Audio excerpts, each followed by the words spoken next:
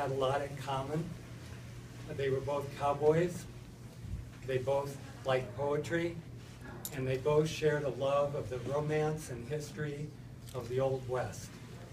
So without further ado, I'd like to introduce Rusty Tolley and thank him from all of us. Thank you.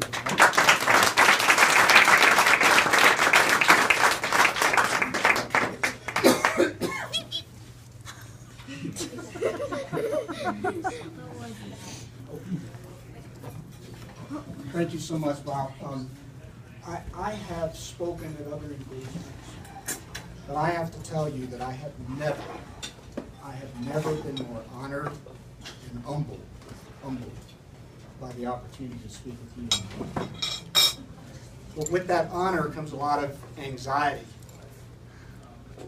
And if I can share this personal note with you, I was so anxious about speaking here tonight that my wife, Leah, noticed it, and she asked, "Why are you so anxious? You've spoken before." And I said, "Well, yes, but I have the normal anxiety of speaking in front of a group, and beyond that, Mr. Weed was so important to me. And I know his family, I know some of his family. And the fact is, Leah, that everybody in this audience is going to be smarter than me. And that's a tough sell.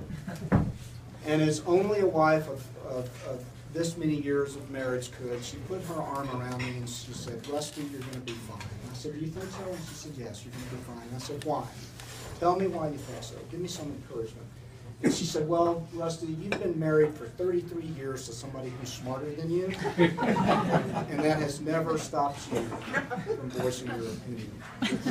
So, before I read the poems that Mr. Weed requested, I wanted to tell you a little bit about Mr. Weed.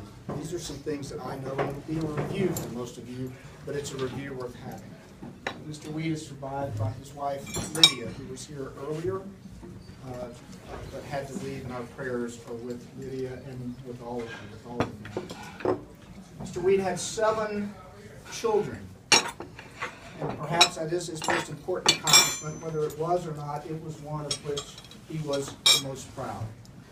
And 6 of those 7 children, they live all over the United States, 6 of those 7 children are here, and the 7th wanted desperately to be here, and is here in a sense because he's going to watch this, for better or worse, on FaceTime.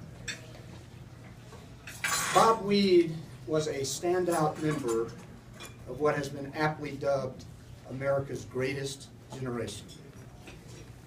He was born in 1920.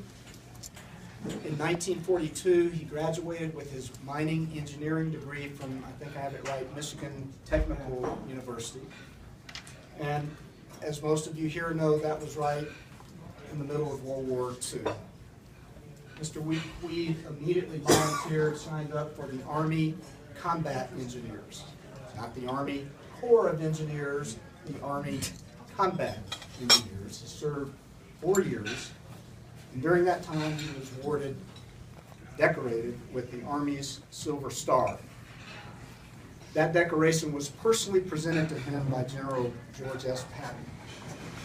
And I'm going to read to you just a portion of the citation. It says confidential, so I'm going to breach that confidence tonight. We're probably safe this many years later. Subject, Award of Silver Star, Robert C. Weed, for gallantry in action on 19 and 20 February 1943 at Kasserine Pass, Tunisia.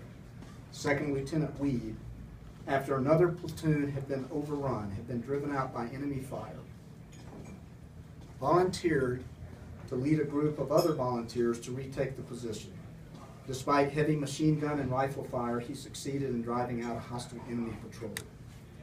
The action of Lieutenant Weed is an inspiring example of courage, initiative, and leadership. Indeed. Mr. Weed's daughter-in-law, Linda, recently observed that Mr. Weed deserved a second decoration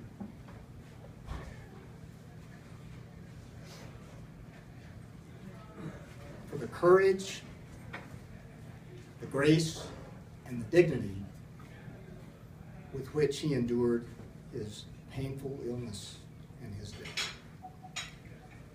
I would disagree only slightly with you, Linda, because I believe that instead of 2 times being a hero, I believe that Mr. Weed lived most of his life heroically. I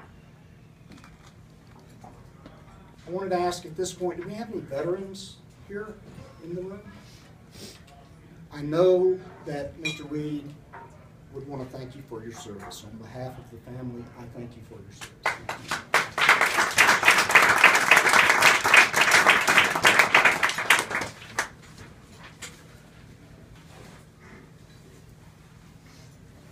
After the war, Mr. Weed worked as a miner, a mining executive, a cowboy, and a rancher.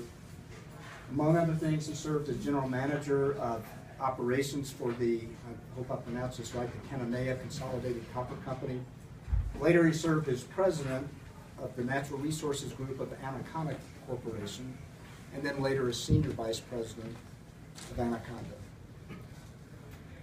He got interested in ranching, and he later owned and operated successful ranches both in Mexico, Arizona, and in New Mexico. Now, when you say that Bob Weed was interested in something, that has a little different connotation than maybe if I said I was interested in something. That means I might have looked it up on the internet or read about it.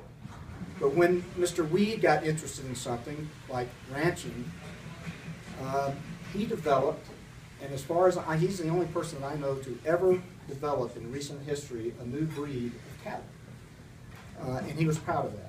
And I'm going to probably mispronounce this, somebody can correct me. I believe they're called Angfortal, is that correct? Yeah. Something like that? Wow, so I think it's clear that Mr. Weed was comfortable associating with and being in the presence of America's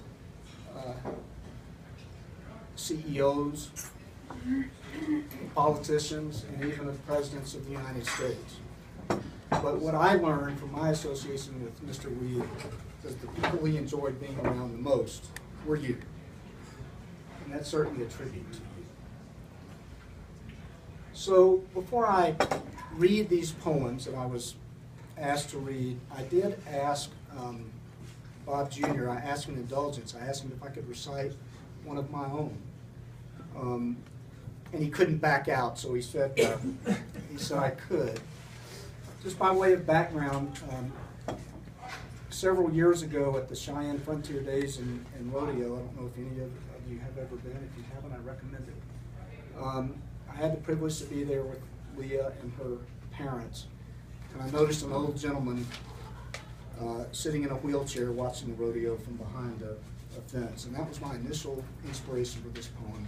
Later, it's Leah's dad, who was born in the same year as Mr. Reed, and also a member, deservedly so, of the Greatest Generation.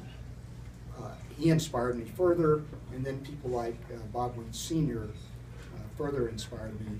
And this poem is called "The Cowboy Growing Old," and I want to dedicate it to Bob Weed Sr.